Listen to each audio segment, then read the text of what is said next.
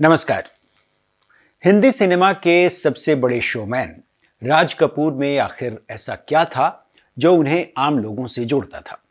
क्यों उनके भीतर का फिल्मकार कहीं न कहीं एक साम्यवादी और समाजवादी चिंतन के करीब होता था? और क्यों राज कपूर या श्याम बेनेगल जैसे फिल्मकार मौजूदा दौर में अब एक खूबसूरत सपने की तरह हैं?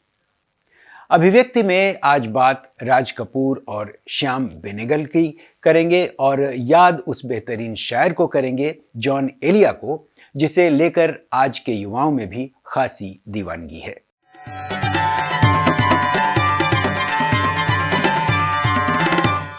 सिनेमा को मनोरंजन के साथ साथ कैसे सामाजिक जिम्मेदारियों के साथ जोड़ा जा सकता है, कैसे सिनेमा ग्लैमर के साथ एक बेहतर और मानवीय समाज का संदेश मजबूती के साथ दे सकता है, ये समझना है तो आज भी हमें राज कपूर की फिल्में देखनी चाहिए।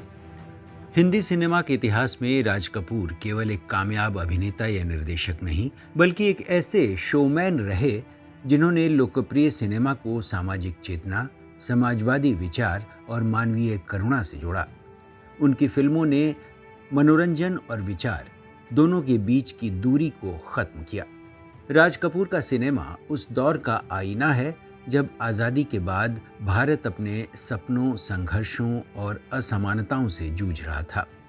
यही वजह है कि उनकी फिल्में जन सरोकारों से गहराई तक जुड़ी हुई दिखाई देती हैं। राज कपूर की फिल्मों का केंद्रीय पात्र अक्सर गरीब मजदूर या हाशिए पर खड़ा आदमी रहा है। आवारा का राज, श्री 420 का भोला भाला राम या जागते रहो का भूखा प्यासा मजदूर, ये सभी पात्र पूंजीवादी शोषण, वर्गभेद और नैतिक पतन के खिलाफ खड़े दिखाई देते हैं। राज कपूर का समाजवाद किसी नारेबाजी में नहीं बल्कि मानवीय संवेदना में प्रकट होता है। वे यह सवाल उठाते हैं कि क्या अपराध जन्मजात होता है या सामाजिक अन्याय की उपज है? क्या गरीबी नैतिक पतन की वजह है या व्यवस्था की विफलता? यही प्रश्न उन्हें वामपंथी विचारधारा के करीब ले जाते हैं। राज कपूर की खासियत यह थी कि वे आम आदमी की पीड़ा को गीत, हास्य और मेलोड्रामा के सहारे जनता तक पहुंचाते थे। बूट पॉलिश में बाल श्रम और गरीबी, जागते रहो में शहरी पाखंड, श्री 420 में भ्रष्टाचार और नैतिक द्वंद्व, ये सब विषय सीधे समाज से उठाए गए हैं। उनका सिनेमा जनता को उपदेश नहीं देता बल्कि उनके साथ खड़े होकर सवाल करता है। यही काम सत्यजीत रे, मृणाल सेन और श्याम बेनेगल जैसे फिल्मकार भी करते रहे हैं, जिन्हें भारतीय समानांतर सिनेमा का स्तंभ माना जाता रहा है। रे का सिनेमा सूक्ष्म मानवीय संबंधों और यथार्थवादी सौंदर्य पर आधारित है। मृणाल सेन राजनीतिक रूप से अधिक आक्रामक और प्रयोगधर्मी हैं। वहीं श्याम बेनेगल सामाजिक राजनीतिक संरचनाओं का विश्लेषण करते हैं। लेकिन राज कपूर इनसे इस अर्थ में अलग हैं कि वे मुख्य धारा के भीतर रहते हुए भी सामाजिक आलोचना करते हैं। जहां सत्यजीत रे, श्याम बेनेगल या मृणाल सेन जैसे फिल्मकारों के दर्शक सीमित और बौद्धिक वर्ग तक सिमटे रहे, वहीं राज कपूर करोड़ों लोगों तक पहुंचे। इसका मतलब ये कतई नहीं कि राज कपूर का सिनेमा कम गंभीर था। दरअसल राज साहब की खासियत ही यह थी कि उन्होंने गंभीर मुद्दों को लोकप्रिय भाषा और कथा शिल्प के साथ कहा। इसलिए तमाम लोग राज साहब को भी जनता का फिल्मकार मानते हैं। अगर संगीत पक्ष को देखें तो उनकी तकरीबन हर फिल्म का गीत आज भी लोगों की जुबान पर है, और अगर सही अर्थों में कहा जाए तो राज कपूर की फिल्मों की आत्मा उनके गीतों में बसती है। शैलेंद्र और साहिर लुधियानवी जैसे शायरों ने उनके सिनेमा को वैचारिक गहराई दी। रूस में सबसे ज़्यादा मशहूर रहे राज साहब और उनका वो मशहूर गीत मेरा जूता है जापानी ये पतलून इंग्लिशतानी को भी अलग अलग तरीकों से देखा गया है। दरअसल यह गीत केवल एक हल्का फुल्का हास्य गीत नहीं बल्कि नव स्वतंत्र भारत की आत्म पहचान का बयान है। साहिर के गीतों में वर्ग चेतना और व्यवस्था पर तीखा हमला मिलता है, जबकि शैलेंद्र की रचनाएं मानवीय करुणा और सरल दर्शन से भरी हुई हैं। इन गीतकारों ने राज कपूर के समाजवादी दृष्टिकोण को शब्द और संगीत दिया, जिससे उनका सिनेमा कालजयी बन गया। आज के दौर में सिनेमा या तो पूरी तरह बाजार के हवाले है या फिर संकीर्ण पहचान की राजनीति का औजार बनता जा रहा है। ऐसे समय में राज कपूर जैसे फिल्मकारों की ज़रूरत इसलिए है क्योंकि वे मनोरंजन के साथ सामाजिक जिम्मेदारी को जोड़ते रहे। वे न तो सत्ता के प्रवक्ता की तरह फिल्में बनाते थे, न ही जनता से कटे हुए बौद्धिक फिल्मकार थे। उनका सिनेमा सवाल पूछता था, पूरी व्यवस्था पर हमला करता था, लेकिन एक उम्मीद भी जगाता था। आज जब तेज रफ्तार और सतही कंटेंट का बोलबाला है, राज कपूर का सिनेमा ठहर कर सोचने को मजबूर करता है, गरीबी पर, न्याय, नैतिकता और इंसानियत पर। वह यह भी बताता है कि कला का काम केवल मनोरंजन करना नहीं, बल्कि समाज से संवाद करना भी है और इंसान को इंसान बने रहने का संदेश देना भी। आज़ादी आंदोलन का दौर था और देश में अंग्रेज फिरका परस्ती को हवा देने में लगे थे। ऐसे दौर में एक ऐसा शायर था जो हमेशा से देश के बंटवारे के खिलाफ बोलता और लिखता रहा। आखिर इतने साल बाद भी जॉन एलिया युवाओं की पसंद क्यों है, और अमरोहा के इस शायर में ऐसा क्या था जिससे उन्होंने सत्ता और व्यवस्था को चुनौती भी दी और युवाओं के मन में जगह भी बनाई। वह हुक्मरानों की आंखों में भी खटकने लगे।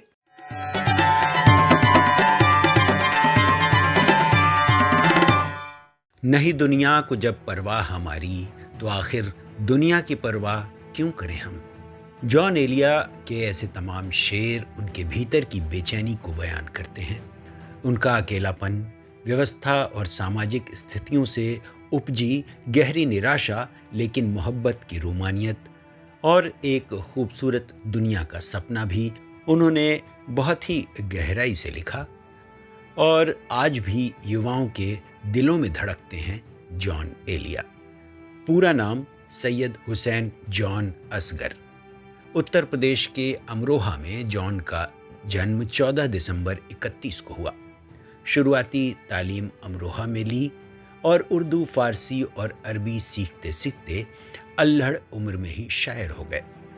मुल्क आज़ाद हुआ और आज़ादी अपने साथ बंटवारे का जलजला भी लाई। 1947 में तो सैयद हुसैन जॉन असगर ने हिंदुस्तान में रहना तय किया, पर 1957 आते आते पाकिस्तान जाने को मजबूर हो गए और फिर पूरी उम्र वहीं गुजार दी। जॉन एलिया के शेर आज की युवा पीढ़ी के सिर चढ़कर बोलते हैं। उनकी शायरी में दर्द भी है, व्यंग भी और दार्शनिकता भी। भाषा इतनी सरल कि हर आम और ख़ास के समझ में आ जाए। उनकी यह लोकप्रियता किसी ट्रेंड या सोशल मीडिया की कृपा से नहीं, बल्कि उस गहरी बेचैनी, अस्वीकार और विद्रोह से उपजती है जो आज के युवा मन की बुनियादी पहचान बन चुकी है। जॉन एलिया प्रेम, विफलता, तन्हाई, राजनीति और समाज हर स्तर पर सवाल उठाते हैं। वे दिल टूटने की बात भी करते हैं और व्यवस्था से टूटने की भी। जॉन एलिया की शायरी सबसे पहले ईमानदार है। उसमें बनावटी आशावाद नहीं, बल्कि सच्चा आत्मसंघर्ष है। आज का युवा जिस अनिश्चितता, अकेलेपन और असंतोष से गुजर रहा है, जॉन एलिया की पंक्तियां उसी की साहित्यिक अभिव्यक्ति हैं।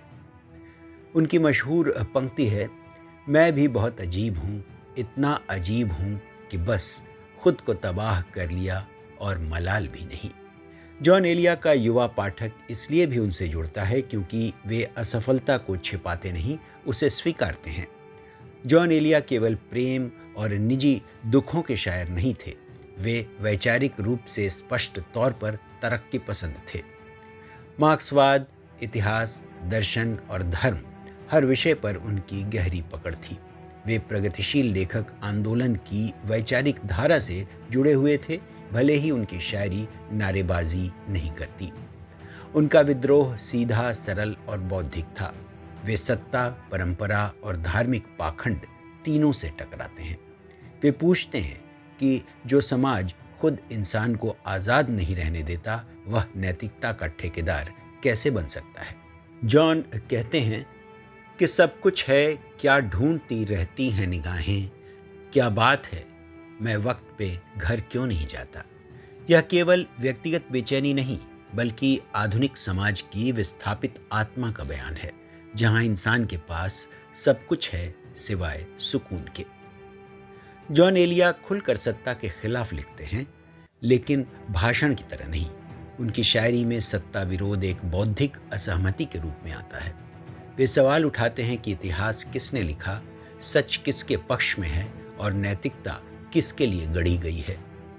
वे कहते हैं, ऐसा नहीं कि हमको भी कोई खुशी नहीं, लेकिन ये जिंदगी तो कोई जिंदगी नहीं।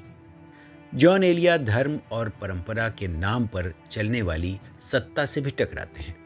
वे ईश्वर से भी सवाल करते हैं, क्योंकि उनके लिए सवाल करना ही इंसान होने की पहली शर्त है। जॉन एलिया के यहाँ प्रेम केवल रोमांटिक अनुभव नहीं बल्कि सामाजिक विफलताओं का आईना भी है। टूटते रिश्ते, अधूरी मोहब्बतें और विछोह, ये सब उनके यहाँ निजी त्रासदी से आगे जाकर सामाजिक यथार्थ बन जाते हैं। उनकी कुछ पंक्तियां हैं, शायद मुझे किसी से मोहब्बत नहीं हुई, लेकिन यकीन सबको दिलाता रहा हूं मैं। आज जब असहमति को देशद्रोह कहा जाता है, सवाल को अविश्वास और उदासी को कमजोरी, ऐसे समय में जॉन एलिया जरूरी हो जाते हैं। वे सिखाते हैं कि दुख को स्वीकार करना भी प्रतिरोध का एक रूप है और सवाल करना सबसे बड़ी नैतिक जिम्मेदारी। साहित्य और संस्कृति के क्षेत्र में पिछले दिनों क्या हुआ खास, देखते हैं इस सेगमेंट हलचल में।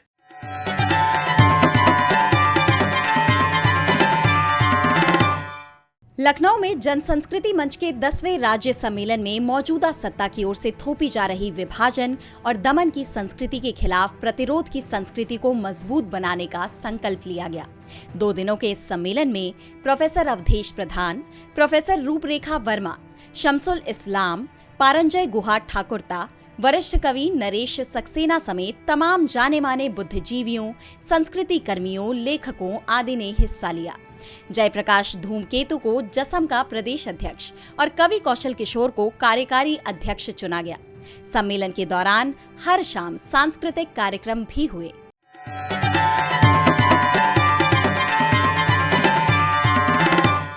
दिल्ली की ललित कला अकादमी में रूसी कलाकार निकास सफरोनोव की अनोखी कला प्रदर्शनी ड्रीम विजन को देखने हजारों की संख्या में लोग आ रहे हैं। 7 दिसंबर से 21 दिसंबर तक चलने वाली इस प्रदर्शनी में पेंटिंग्स के अलावा मल्टीमीडिया और एआई का जबरदस्त मेल देखने को मिल रहा है। करीब 100 चित्रों और अलग अलग थीम पर आधारित इस प्रदर्शनी में भारत रूस दोस्ती के कई आयाम धरोहरों के जरिए समेटे गए हैं।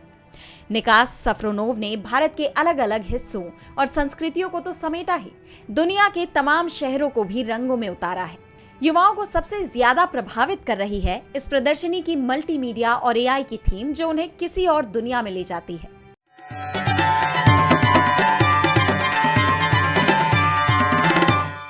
दिल्ली के इंडिया इंटरनेशनल सेंटर में कोठे से शुरू हुई तवायफों की गायकी के 100 साल से ज्यादा होने पर पहली बार इसके इतिहास को नृत्य नाटिका के जरिए पेश किया गया। इस प्रस्तुति में इनका दर्द, संघर्ष, गायकी, नृत्य, देश प्रेम, मानवता और करुणा को बेहद संजीदा तरीके से दिखाया गया है। इस मौके पर जाने माने कवि, आलोचक और संस्कृति चिंतक अशोक वाजपेयी ने संगीत में स्त्री सशक्तिकरण विषय पर पहला रामेश्वरी नेहरू वक्तव्य दिया। कवि, पत्रकार और स्त्री दर्पण के संपादक विमल कुमार की पुस्तक तवायफनामा में शामिल 33 तवायफों की जिंदगी को नृत्य नाटिका के जरिए बहुत ही बेहतरीन तरीके से पेश किया गया। अभिव्यक्ति में इस बार के लिए फिलहाल इतना ही। मिलते हैं अगले हफ्ते किसी नए मुद्दे के साथ। तब तक के लिए नमस्कार।